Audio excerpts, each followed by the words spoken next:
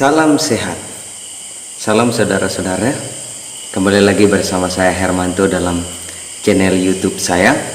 Saat ini kita akan membahas lanjutan dari khotbah Yesus di Bukit, secara khusus ayatnya yang ke-8. Berbahagialah orang yang suci hatinya, karena mereka akan melihat Allah. Kata suci hatinya berasal dari kata asli, yaitu kataroi, yakni jamak dari kataros. Karena itu, suci di sini bermakna jamak, suci dalam segala hal. Bukan hanya suci dalam satu hal saja, tetapi dalam semua aspek suci adanya. Yohanes menggunakan kata kataroi ini dalam Injilnya, yaitu Injil Yohanes, dalam dua perumpamaan.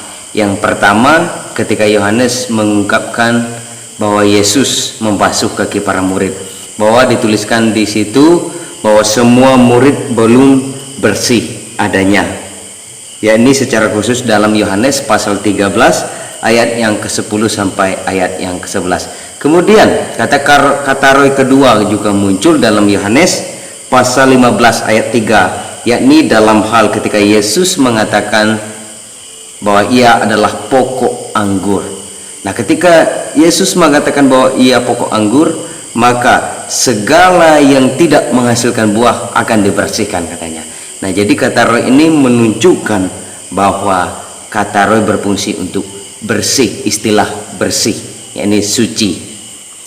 Nah, menarik dalam penggunaan ketiganya tersebut dalam Injil Yohanes, baik pasal 13 ayat 10 dan 11 dan pasal 15 ayat yang ketiga, itu ketiga-tiganya membahas kata bersih, suci, yang menunjukkan bahwa keseluruhan aspek kehidupan itu harus suci, harus bersih. Jadi sudah jelas penggunaan kata-kata roh ini menunjukkan bukan hanya satu aspek saja, tetapi keseluruhan, yakni sesuai dengan katanya, yakni kata jamak, yang merupakan seluruh atau semua aspek hidup harus bersih. Dengan demikian, kata-kata roh ditujukan bagi hati yang suci secara keseluruhan. Kenapa demikian pentingnya atau berbahagia sekali dan diberkati sekali orang yang suci secara keseluruhan hatinya, yakni selanjutnya ditegaskan bahwa ia atau mereka akan melihat Allah. Kata melihat, yakni kata orao, menunjukkan bahwa ia mengarah pada kedatangan anak manusia. Setidaknya dalam Injil sinoptik Matius, Markus, dan juga Lukas menggunakan kata orao ini dan mengarahkannya pada kedatangan anak manusia. Dengan demikian dapat kita simpulkan bahwa ketika orang suci hatinya, ketika orang bersih secara keseluruhan, mereka akan melihat Allah, yakni melihat dalam rupa dan wujud Allah ketika Yesus Kristus datang untuk yang kedua kalinya.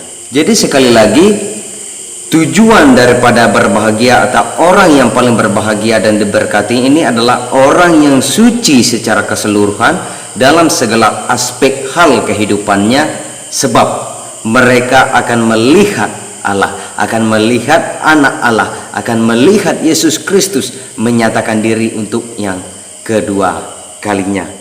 Sebab merupakan sebuah kepastian ketika orang melihat atau menyaksikan kedatangan anak manusia, mereka akan bersukacita dan berbahagia, di mana di dalamnya terdapat sukacita, di mana Allah akan mengangkat orang-orang percaya, di mana hal tersebut manusia yang percaya akan menjadi anak-anak Allah, dan tidak akan ada lagi penyakit, tidak akan ada lagi penderitaan, dan semua yang ada hanyalah sukacita, kebahagiaan bersama dengan Bapa di surga. Itulah yang menjadi dasar kenapa Yesus mengatakan bahwa berbahagialah orang yang suci hatinya, sebab mereka akan melihat Allah.